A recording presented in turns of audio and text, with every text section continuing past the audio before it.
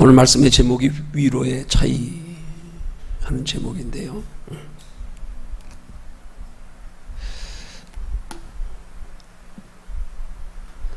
앞에 전치사를 하나 더 붙이면 구하는 위로의 차이입니다.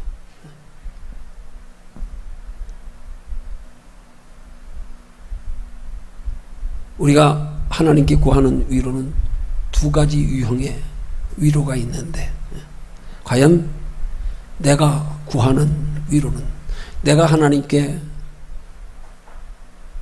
힘들고 어려운 이 죄악된 세상을 살아가는 동안에 하나님께 구하는 위로는 어떤 위로인가, 거기에 대해서 함께 살피며 은혜 나누려고 합니다. 하나님 보시기에 어떤 위로를 구하는 것이 참 하나님이 귀하게 여기시는 믿음의 위로인가, 또 어떤 위로를 하나님께 구할 때에 하나님이 그 위로를 구하시는 우리 믿음에 기뻐하셔서 우리에게 복을 주시는가, 여기에 대해서 살펴보려고 합니다. 오늘 본문의 말씀은 사도 바울이 그가 복음을 전하는 중에 겪은 환난 가운데서 하나님께로부터 받은 바 넘치는 위로를 경험한 것을 간증하는 내용입니다. 네.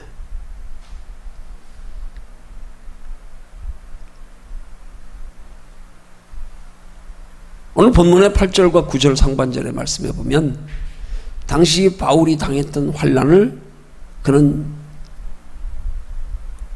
이렇게 소개합니다. 힘에 지나도록 심한 고생을 받아서 살 소망까지 끊어져서 마음에 사형 선고를 받은 것 같았다. 그렇게 바울이 복음을 전하다가 엄청난 고난을 당했습니다.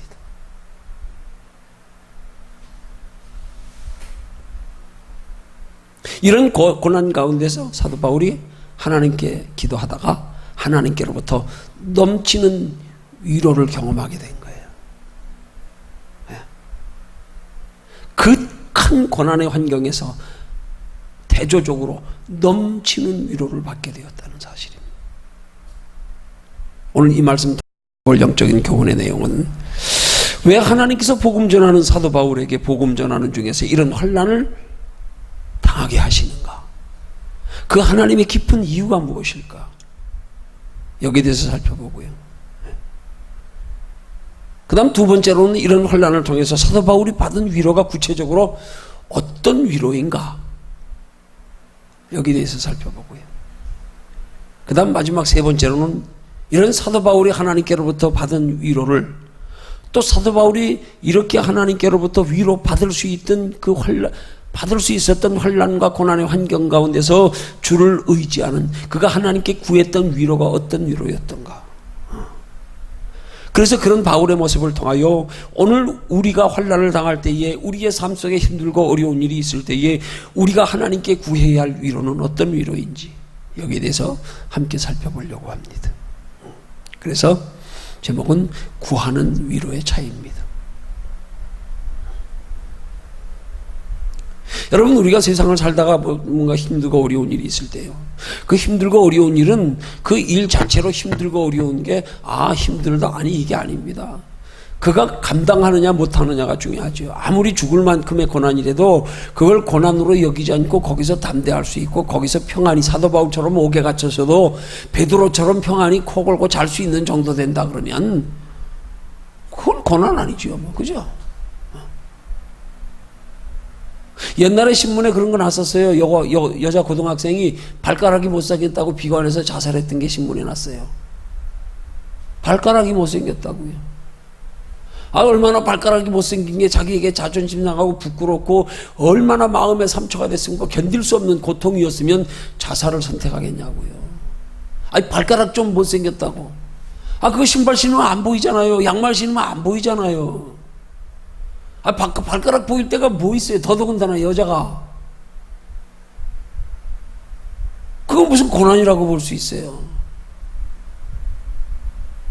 겉으로 볼 땐 고난이 아닌 것 같지만 그 고난의 유형이 크든 작든 어떤 것이든 그 고난을 당하고 있는, 겪고 있는 당사자가 그 고난을 어떻게 여기느냐, 어떻게 받아들이냐, 이게 중요한 거죠.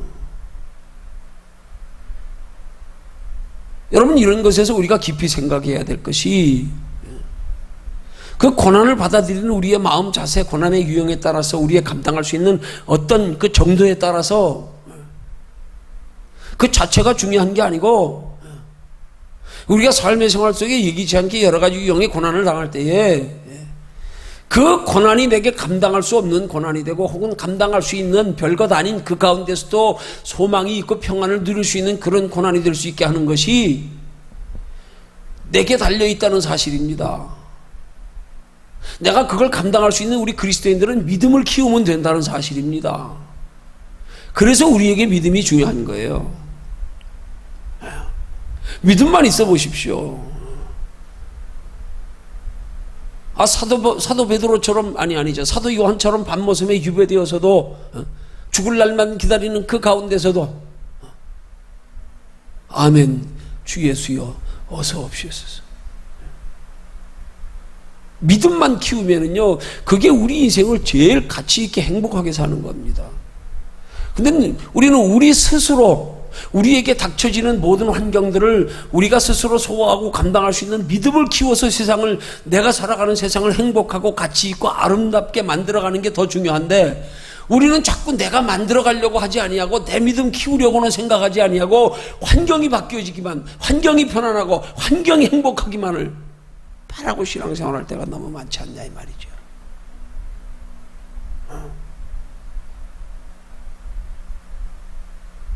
이게 영원한 생명 없이 살아가는 세상 사람들과 오늘 우리 믿음의 사람들이 이 악하고 험난한 세상을 살아가면서 이 세상에 우리가 처하며 이 세상 가운데서 우리가 감당하는 믿음의 정도란 말입니다. 이걸 키우는 게 신앙생활이란 말입니다. 믿음은 우리 힘을 키우는 거예요. 믿음이 나는 가만히 있고 환경이 편해지고 환경이 좋아지고 그걸 키우는 게 아닙니다. 그건 키우는 게 아니에요.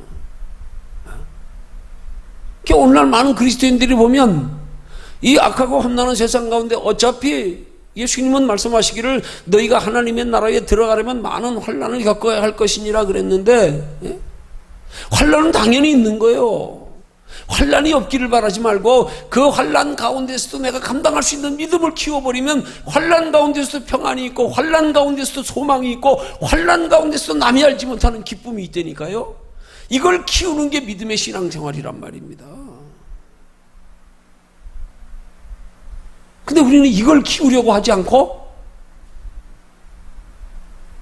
내가 즐거워할 수 있는, 내가 기뻐할 수 있는, 내가 평안할 수 있는 환경이 되기만을 바라고 그런 환경으로 바꾸어 주기만을 구하고 있단 말이에요. 이게 성경적인 바른 신앙의 자세가 아니란 말이에요.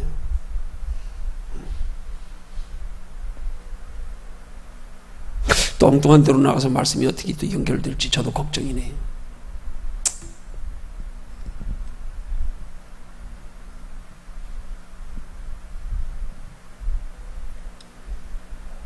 그럼 우리가 세상 가운데 성경적인 위로로 세상의 어떤 환난 가운데서도 우리가 낙심하지 아니하고 그 가운데 남이 알지 못하는 평안이 있고 기쁨이 있고 소망이 있고 그런 믿음이 되기 위해서는 어떻게 해야 되느냐? 그러기 위해서 우리가 구하는 위로가 어떤 위로를 구하는가에 달려있단 말입니다. 쉽게 말씀드리면 내가 그런 상황에서 하나님께 위로를 구하느냐 아니면 환경과 사람에게 위로를 구하느냐, 여기 달려있는 거란 말이에요. 그러니까 우리 힘으로 되는 게 아니잖아요. 예수 믿는 사람 치고 예수 잘 믿고 싶지 않은 사람 어디 있어요? 예수 믿는 사람 치고 은혜 받고 능력 받고 싶지 않은 사람 어디 있어요? 하지만 그건 내 힘으로 되는 게 아니잖아요.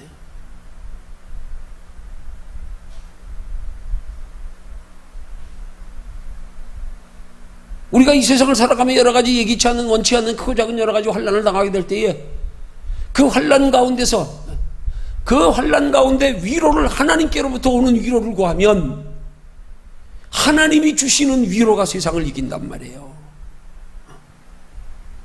하나님이 주시는 위로가 세상으로는 환난이지만 내 속엔 평안이고 소망이고 담대함이고 그렇게 되는 거란 말입니다.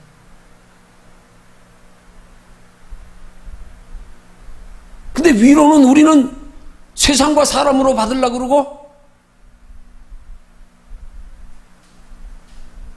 내 수고 내 노력 없이 복만 하나님께 받으려고 그러니까 이게 우리 신앙이 잘못되어 있단 말이에요. 성경적으로 보면 복은 그냥 내가 신앙생활 잘하면 하나님이 알아서 내 영혼에 유익되게 때를 따라 주시니까 그냥 맡겨두고, 우리도 시편 기자의 고백처럼 주여 나로 가난하게도 마옵시고 부하게도 마옵소서. 혹시라도 내가 가난해서 하나님 영광 가리울까 두렵고 혹시 내가 부해서 하나님 모른다 할까봐 두려우니까 그냥 나는 하나님만 잘 섬길 수 있으면 됩니다. 그러니까 하나님이 알아서 주세요. 그냥 알아서 내 영혼에 유익되게. 나 욕심 안 부를 테니까 그냥 필요한 만큼만 주세요. 우리 그렇게 하나님께 구할 수 있는 믿음만 되면, 그러고 나서 우리가 세상을 살아가면서 힘들고 어렵고 감당할 수 없을 때 그 위로를 자꾸 사람에게 눈에 보이는 것으로 받으려고 하지 말고 하나님 나 좀 위로해 주세요. 그래서 하나님이 우리 속에 위로의 마음을 주시면 이러면 세상을 그냥 눌러버리는 거예요. 잠잠해지는 거예요. 환경은 변하지 않는데 여기 마음이 요동이 없어지니까, 여기가 평안해지니까요. 이게 그리스도인들이 구해야 될 참 평안의 복인 겁니다. 이걸 구하는 게 신앙생활이에요. 이걸 구하는 신앙생활이 될 때 우리 신앙생활의 관심과 초점이 달라지는 거예요. 거기서부터 우리가 악한 세상에 살아가면서, 이 험난한 세상에 살아가면서, 죄악된 세상에 살아가면서 우리 믿음이 흔들리지 않을 수 있도록 하나님이 붙들어 주시는 하나의 근거가 된단 말입니다. 관심이 거기에 있는데 뭐.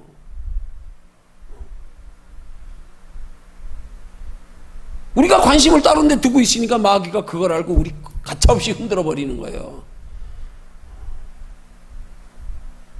우리가 관심을 거기에 두지 않으면요, 마귀도 안 건드려요. 저거 건드려봐야 뭐 관심도 없는데, 쳐다보지도 않는데 뭐. 마귀가 유혹하려고 불러봐야 쳐다보지도 않는데 관심은 오직 하나님께만 있어가지고 안 통해요. 안 통해요. 근데 가만 보니까 기웃기웃하고 앉았네. 뭐 세상 걸로 편하려고 마귀가 가서 그대로 건드리는 거지요. 뭐. 그래서 그거 건드려서 결국 어떻게 돼요? 그걸 믿기로 해서, 그래서 끼웃끼웃하는 거 조금씩 주어가면서, 주었다 뺏었다 하면서, 그래가지고 하나님 향해서 영혼에 관심 없이 살게. 그게 마귀 전략이란 말이에요. 그게 마귀 전략이에요. 믿음 잃어버리게, 하나님 나라 상 받지 못하게, 믿기 가지고 세상 것 믿기 삼아서 줬다 뺏었다 해가면서.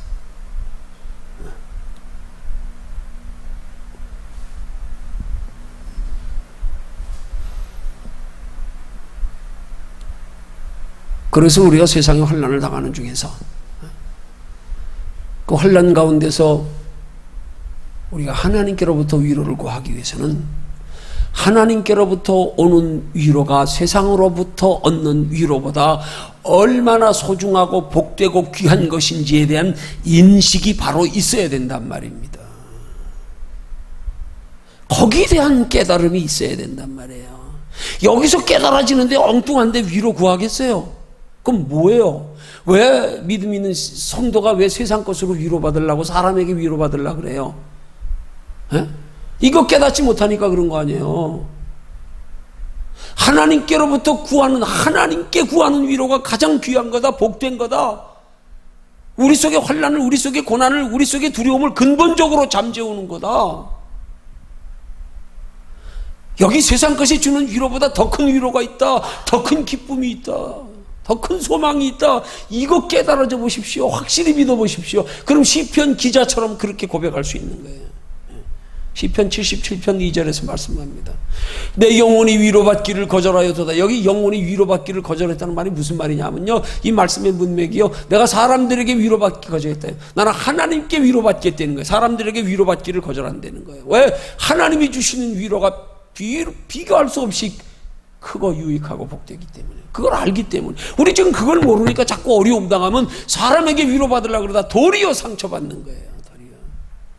여러분, 우리가 하나님께 위로받으려고 하나님 나 위로해 주세요 하면 하나님 절대 우리 실망 안 줍니다. 절대 우리 상처받게 안 합니다.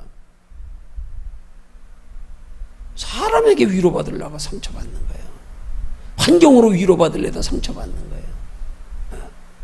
하나님께 위로받기를 구해보십시오. 결코 하나님 우리 상처 안 주십니다. 외면 안 하십니다.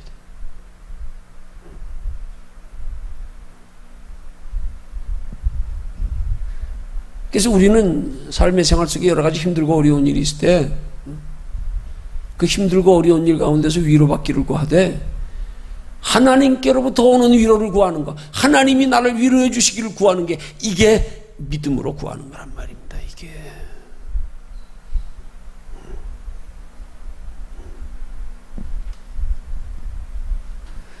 이게 그래서 성경이 위로라고 하는 단어를 쓸 때 뭐라고 쓰냐면 헬라어 파라칼레오 하는 단어의 단어를 쓰거든요. 이 뜻이 뭐냐면 곁으로 부른다, 그런 뜻이에요. 여러분, 하나님의 자녀된 성도에게 참 위로는 하나님이 우리를 곁으로 불러주시는 은혜, 이게 위로예요. 진짜 우리는 이 은혜를 구해야 되는 거예요. 이 위로를 구해야 되는 거예요. 하나님 내 곁에 함께 해주세요.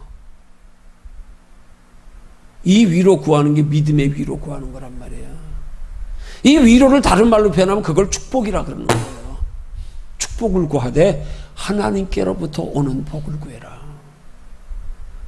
하나님께로부터 오는 복은 우리가 생각하는 것처럼 육신적으로 뭐가 잘 되고 잘 풀리고 뭐 돈 많이 벌고 편안하고 건강하고 사업 잘 되고 자식 잘 되고 뭐 이런 거보다도요, 그건 하나님이 때를 따라서 우리 영혼에 유익되게, 우리가 하나님의 영광에서 사용하시기 위해서 필요할 때 알아서 하나님이 주실 거고, 우리는 하나님께로부터 오는 축복, 먼저 우리 마음속에 곁으로 부르셔서 우리 마음과 생각을 다스려 주장하셔서 우리 속의 환경에 상관없이 늘 위로와 평안이 있을 수 있는 것. 성도에게 하나님께 구하는 복의 본질은 하나님 내 곁에 함께, 이게 복을 구하는 태도예요. 이게 복 구하는 거예요. 근데 예수 믿는 사람이 기껏 하나님께 복 구한다는 게 자식 잘 되게 해주세요, 돈 많이 벌게 해주세요, 뭐 어떻게 해주세요, 육신의 것만, 아니, 하나님 내 곁에 나와 함께 해주세요. 왜요? 그럼 하나님 때를 따라서 알아서 필요한 대로 사명 따라서 나를 통하여 하나님의 기뻐하시는 뜻을 이루시게 하려면, 기뻐하시는 뜻을 이루시는데 필요한 걸 내게 채워주셔서, 기뻐하시는 뜻을 이루시는데 나를 높이는 것이 하나님을 기뻐하시는 일이 되면 나를 높이셔서, 그건 하나님이 하나님 몫이라니까요. 근데 우린 자꾸 하나님이 하실 몫을 내가 차지하고 앉아가지고 이렇게 해주세요, 저거 해주세요, 이만큼 해주세요, 그러고 있으니까 답답하다 이 말이에요. 너는 그냥 하나님이 내 곁에 있기만을 구하라 이 말이에요. 너는 하나님이 내 곁에 있으면 끝났잖아요. 알아서 하나님이 채워주실 거 아니에요. 그게 하나님이 주시는 위로를 구하는 거란 말입니다. 우리 한번 돌아보기 원합니다. 나는 평소에 뭘 구하고 있는가? 뭘 구하고 있는가? 어떤 위로가 큰 위로인가? 어떤 위로가 정말 복된 위로인가? 어떤 위로를 구하는 게 정말 지혜롭게 위로를 구하는 건가?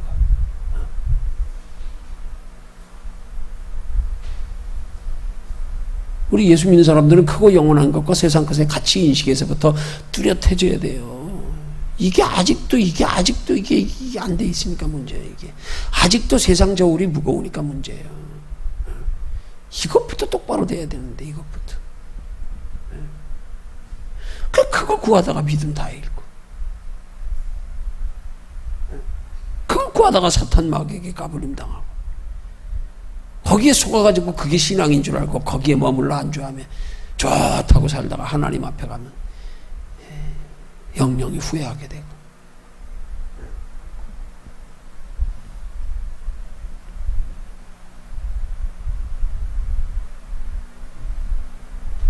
여러분, 세상이 주는 위로는요, 육신적인, 영적인 유익이 하나도 없어요. 그냥 이 땅에서 잠시 누리는 걸로 끝이에요. 그러나 하나님이 주신 위로는 영적인 유익에 대해서 육신적으로도 유익이 있다니까요. 그걸 구하는 게 믿음이란 말입니다. 근데 때로는 하나님이 우리가 아직 그만한 것을 구할 만한 믿음이 못 되니까 하나님이 우리에게 그 은혜를 체험하게 하시는, 이렇게 표현하면 글쎄 우리한테는 적합한 표현이 아닐지 모르지만 하나님의 기발한 방법이 있어요. 우리는 그런 세상이 주는 것과 다른 하나님이 주시는 비교할 수 없이 큰 위로와 은혜와 기쁨과 평안에 이걸 하나님이 맛보게 하시는 방법으로 하나님이 하시는 기발한 방법이 있다니까. 우리가 아직 믿음이 그만큼 안 돼서 그걸 구하는 신앙이 못 될 때 하나님이 어떻게 되느냐, 어떻게 해주시느냐, 그걸 맛보게 하기 위해서. 그게 오늘 바울이 경험한 거예요. 바울이 어떤 환경에서 그런 경험을 하게 된 거예요. 살 소망이 끊어지고 마음의 사형 선고를 받은 것 같았는데, 이제 끝인 줄 알았는데, 이제 죽을 줄 알았는데, 이제 죽는 줄 알았는데, 그래서 그 가운데서 자기가 그렇게 소중하게 생각해서 마음에 붙잡고 있던 세상 것들이 다 포기되고 사라지면서 그런 것들이 뒤에 가려져서 보이지 않던 하나님이 사도 바울의 마음에 보이기 시작한 거란 말이에요. 세상 것들을 다 사라지게 만들었어요. 더 이상 세상 것에 바라볼 게 없게 만들어 놓고, 마치 우리 흔히 하는 말로 사방팔방이 다 막혔어도 하늘은 뚫려 있다. 그 하나님이 하늘 보게 하시려고 어떻게 할 때가 있냐고, 우리에게 사방팔방을 막으실 때가 있다니까. 하나님이요, 하늘 보게 하시려고. 그래서 하늘을 보게 하셔서 하나님이 우리에게 주시는 세상 것과 비교할 수 없이 큰 기쁨, 평안, 은혜, 소망, 이거 경험하게 하려고요. 그 예수 믿는 사람은 적어도 우리 신앙생활하다 사방팔방이 막힐 만한 환난이 오거든 빨리 시선을 하나님께 돌릴 줄 아는 지혜가 있어야 돼요.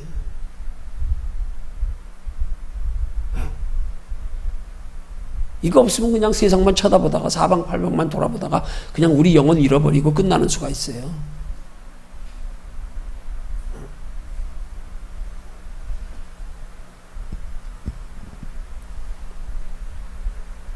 그렇게 본문의 사도 바울이 살 소망까지 끊어지는 환난 가운데서 오직 하나님만 의지하다가 받은 위로가 바로 오늘 본문의 바울이 표현하는 넘치는 위로를 경험하게 됐다 이 말이에요. 넘치는 위로.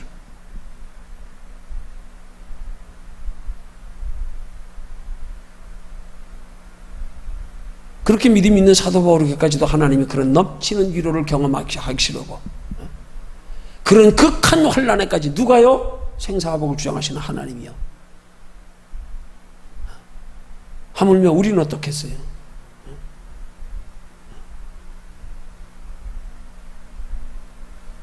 넘치는 위로는, 그렇게 은혜는, 위로는 뭐 사도 바울같이 믿음 깊은 사람에게 주는 게 아니에요. 오히려 하나님 믿음 없는 우리를 더 사랑하셔서 우리를 더 사랑하십니다. 더 사랑하셔서 우리도 그런 하나님의 넘치는 위로를 경험하게 하시려고. 우린 사도 바울처럼 그렇게 큰 고난 아닌데도 별것 아닌 것 가지고도 죽을 듯이 생각하는, 서론에 말씀드린 것처럼요, 뭐 그렇게 사도 바울처럼 큰 고난 당하지 않아도요, 작은 것 가지고도 내가 염려하며 걱정하며 근심하며 낙심하며,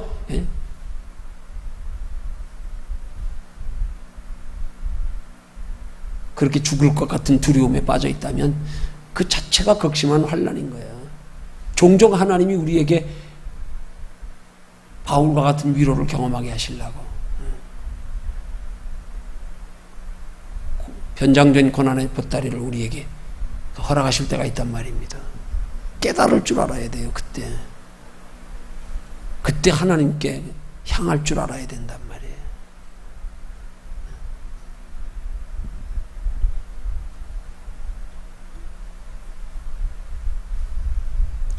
그래서 더 큰 은혜를 경험하고 나면 그 더 큰 은혜를 경험하는 속에서 우리 믿음은 한 단계가 아니라 두 단계, 세 단계 껑충 뛰어버립니다.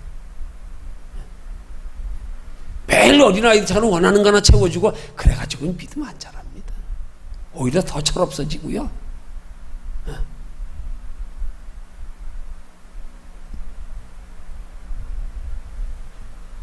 그런 은혜를 체험해야, 그래야 돈보다 하나님이 더 소중하고 육신적으로 잘 되는 것보다 은혜받아 영혼이 잘 되는 게 더 귀한 거고, 육체로 건강하게 오래 사는 것보다 짧게 살아도 하나님 말씀대로 하나님 기쁘게 하며 사는 것이 더 복된 것으로 여길 수 있는, 그걸 우선의 가치관으로 살아갈 수 있는 믿음의 사람으로 변화되는 역사가 있단 말입니다. 날마다 우리가 사소한 거하고 우리 원하는 거나 하나님이 응답해 주시고 이래가지고 매일 얕은 물가에서 찰랑찰랑 발목만 적시다 끝나는 신앙생활 되는 거예요.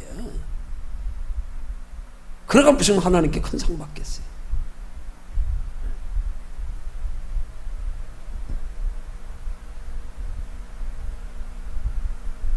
욥도 그래서 하나님이 그런 고난을 하러 가셨잖아요.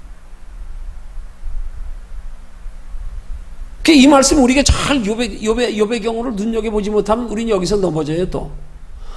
그래서 욥이 노년의 갑절의 육신의 복을 받았다, 여기에 꽂히는 순간에 이게 기복이 되는 거예요. 아무리 하나님께서 욥을 그렇게 환난 가운데서 그 시험을 달아보시고 기껏 노년에 2배로 복 주시려고 그랬어요? 소 100마리 되는 거 200마리 되게 하시고요? 그럴 바엔 처음부터 고난을 주시 말고 가만 내비두시지. 그럼 더 편하지. 정작 그걸 통하여 하나님이 욥에게 주시고자 하는 축복이 뭐냐고요? 성경이 욥의 경우를 통해서 우리에게 교훈하고자 하는 게 뭐냐고요? 이거 바로 깨닫지 않으니까 욥의 고난을 통하여 바라보기를, 욥이 그래서 노년에 배로 복을 받았대, 배로 육신의 복을 받았대, 거기에 초점이 꽂혀버리니까. 하나님이 그런 복 주시려고 욥을 그렇게 고난당하게 하셨어요? 죽기 직전까지요, 말 그대로. 자식 다 죽고 재산 다 날아가고 건강 잃고 아내도 잃고 명예 체면 다 없어지고 친구들 비난할 때야. 그래놓고 육신의 복 배로 주시려고요? 나 같아도 그런 거 안 받는다 그러지. 하나님 그거 주지 말고요, 처음부터 가만 좀 냅두세요. 그냥 그 복 주려고 그랬겠어요 하나님이요?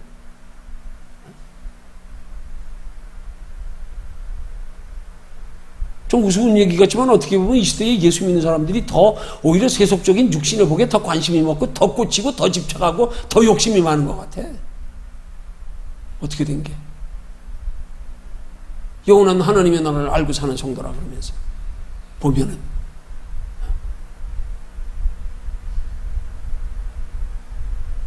오히려 믿지 않는 세상 사람들이 예수 믿는 사람보다 육신의 복이 좀 욕심이 덜한 것 같아. 어떻게 보면 하나님이 주시고자 하는 그런 복이 아니잖아요. 그건 신경 쓸 것도 없고 하나님이 알아서 따라서 오게 하시는 거고.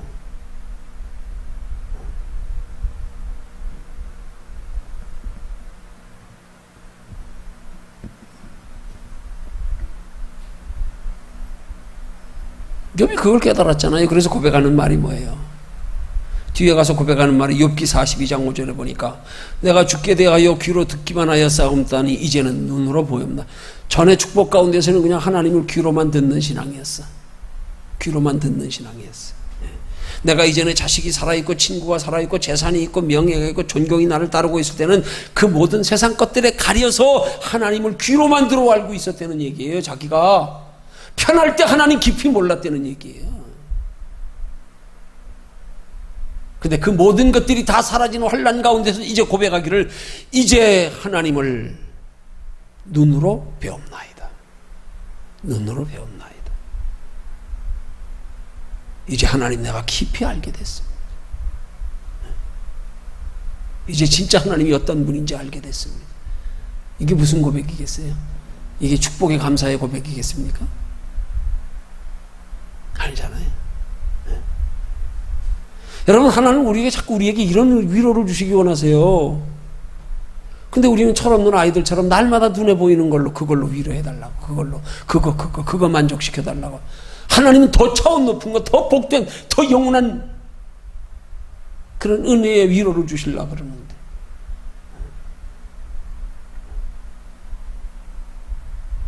그런 위로를 경험하게 하시려고 살 소망까지 끊어지는 고난을 경험하게 하신 거란 말입니다. 하나님이. 우리도 그럴 때가 자주 있단 말이에요.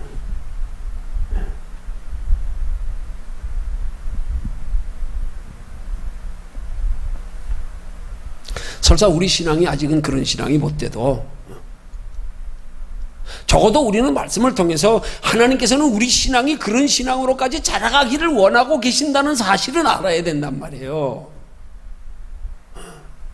알아야 된단 말이에요. 착각하면 안 돼요. 우리 힘으로 할 수 없어요. 이거 착각하면 마귀한테 꼭 참서당해. 이것 때문에 시험 들어. 아이씨 힘드네 신앙생활.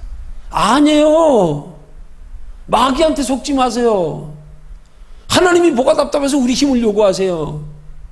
네가 힘써 해. 아니에요. 내가 나 자신도 착각, 내가 뭘 할 수 있다고 착각하고 앉아가지고 에이 힘들어 못하겠네. 아니에요. 오직 우리에게 요구하시는 건 그런 신앙으로까지 자라가기를 원하고 계신다는 사실이에요. 자라갈 수 있는 길은 오직 하나님께밖에 없어요. 하나님이 자라가게 하신단 말입니다. 자라가기를 원하는 사람에게요. 근데 우리 날마다 딴 것만 보고 이것만 바라고 앉았는데 어떻게 자라갑니까? 하나님이 우리 신앙이 그런 신앙으로까지 자라가기를 원하고 계신다는 사실을 알 때 오늘 우리 그런 신앙이 되는 게 우리 신앙생활의 목표가 되는 거란 말이에요. 그래 저기까지 자라가. 하나님이 저기까지 자라길 원하시는 거야. 하나님 나 거기까지 자라기 원해요. 거기까지. 그럼 왜 우리 신앙생활의 목표가 거기까지 그렇게 하나님이 주시는 그 큰 위로, 세상 것으로 비교할 수 없는 큰 위로를 경험하기까지 자라가기를 원하시겠어요? 이거 한번 생각해 봐야 돼요. 왜 거기까지 자라가기를 원하시겠어요? 거기까지 자라가기를 원하시는 게 구원의 기준이겠어요? 에? 그게 구원의 기준이겠어요? 그럼 예수님 뭐하러 십자가에 못 박혀 돌아가셨어요? 그럼 예수님이 뭐하러 십자가에 못 박혀 돌아가시면 마지막 가상 7원의 7마디 마지막 말씀 중에서 다 이루었다. 그럼 뭐예요? 왜 거기까지 자라가기를 원하세요? 거기까지 자라가야 구원에 이룰 수 있어서요? 아니요. 거기까지 자라갈 때 영원한 하나님의 나라에 영원한 칭찬 상급 면류관이 있기 때문에. 아니면 그냥 예수 믿는 걸로 끝내도 되잖아요. 천국만 들어가면 끝이면. 뭘 골치 아프게 거기까지 자라가려고 그래요. 뭘 천국만 들어가면 되는데 살 소망까지 끊어지게 고난을 줘가면서 그렇게. 세상 소망 다 포기하고 내려놓고 하늘을 쳐다보게 만들어서 세상이 알지 못했던 그 깊은 위로와 평안의 경험을 왜 맛보게 하시겠어요? 예수 믿어 구원만 받으면 되면. 거기에 비교할 수 없는 세상 것과는 비교도 안 되는 영원한 하나님의 나라의 영원한 상이 있기 때문에 바울이 그걸 알았기 때문에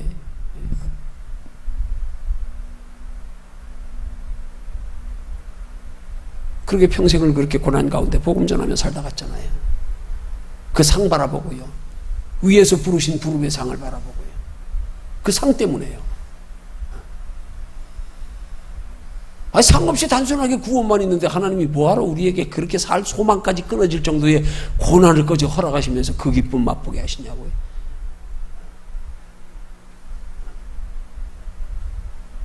이건 마치 사람을 불에 넣었다 물에 넣었다 하는 거하고 똑같은 거 아니에요? 가만 내버리시는 게 더 편하지 뭘 불에 넣었다가 물에 넣었다가 그러죠. 뭘 환난 주었다가 축복 주었다가. 아휴, 이게 천국과 지옥의 롤러코스터 타는 거지. 이게 안 타고 가만히 있는 게 낫지. 우리 신앙생활이 단순히 구원만 있다 그러면 하나님이 그렇게 다루시겠어요? 근데 지금 우리 신앙생활 어떻게 하고 있냐고요. 돌아보면 하나님 나라에 우리에게 그렇게 귀한 것, 그 영원한 것 주시려고 우리를 그렇게까지 다루어 가시는데 우리는 정작 하나님의 나라의 칭찬과 상급과 면류관에 영원한 것엔 관심도 없이 그냥 여기만 바라보고 살고 있다 그러니까 이게 답답한 거 아니에요. 이게.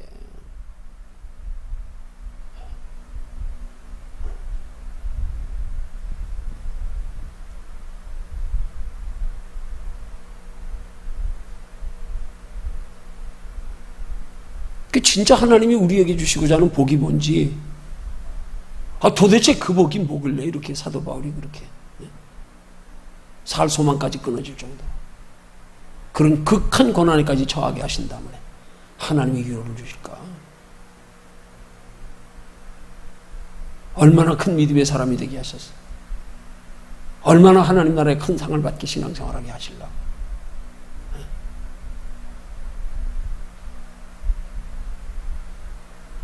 예레미야 3장 33절에 주님 말씀하십니다. 주께서 인생으로 고생하며 근심하게 하심이 본심이 아니시로다. 의도가 있단 말입니다. 의도가 있단 말이에요. 깊은 의도예요. 우리로서는 감히 상상도 할 수 없는, 이룰 수 없는 하나님의 나라의 영원한 상. 그거 받는 믿음의 사람 되게 하려고요. 그거 받는 믿음의 사람 되게 하려고.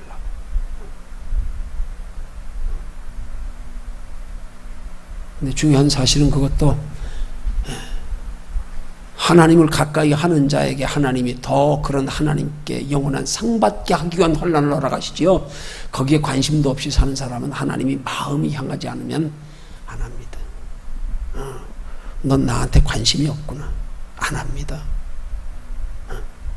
우리 속담에 달리는 말에 채찍질한다 그러죠. 진짜 하나님 사랑하는 사람에게 정말 하나님 사랑받고 싶고 하나님 앞에 그렇게 쓰임 받고 싶고 그렇게 영원한 상 받고 싶어 하는 사람, 그런 사람 그렇게 단련하시는 거예요. 아니면 냅둡니다. 그냥 편안하게. 그래, 너는 그냥 이 세상에서 잠깐 편안하게 살다 가라. 아, 넌 관심 없구나. 그럼 냅둡니다.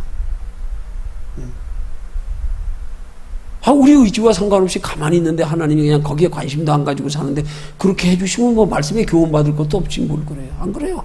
그냥 가만히 있으면 되는데 몰라도 돼. 그러면 뭐 굳이 뭐 성경 풀 것도 없어. 가만히 있어도 돼 그냥.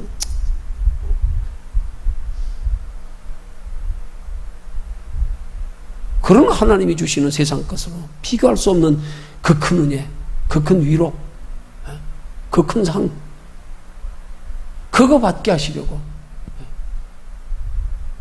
우리에게도 때로 예기치 않는 혼란 고난을 허락하실 때가 있다는 사실. 이걸 우리가 말씀을 통하여 깨달아 알아야 우리가 혼란 고난 앞에서 우리 신앙의 자세가 달라진다고요. 혼란 고난이 있을수록 신앙생활 더 열심히 하게 되고요. 더 소망 가지게 되고요. 혼란 고난 가운데서 하나님은 나를 특별히 사랑하시고 더 깊이 사랑하심을 느끼고 경험할 수 있는 계기 되고요. 그럴 때 우리도 시편 기자의 고백처럼 시편 119편 72절의 고백처럼 환난당한 것이 내게 유익이라 고난당한 것이 내게 유익이라 이로 인하여 내가 주의 율례를 배우게 되었다. 배워서 뭐 하는 거예요? 배워서요. 배워야 영원한 상 받는 신앙생활이 되죠.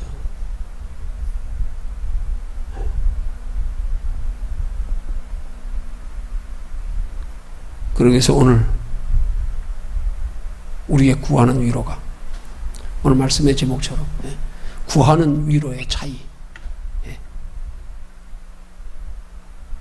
그동안 나는 하나님께 어떤 위로를 구했는가 한번 돌아보면서 이제는 내가 하나님께 구하는 위로를 눈에 보이는 잠깐의 세상 것으로 위로받기를 구하기보다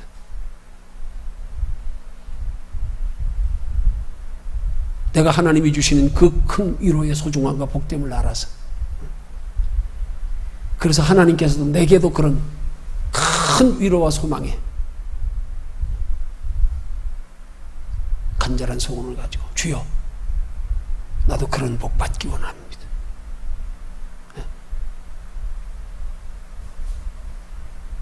그러기 위해서 세상 것으로 누리는 위로를 구하기보다 하나님께서 우리에게 주시는 바 무엇이든지 우리의 삶 속에 경험하는 것들을 가지고 하나님을 의지해서 작은 것까지라도 하나님께로부터 오는 위로를 경험해서 우리의 믿음이 점점 자라가는 만큼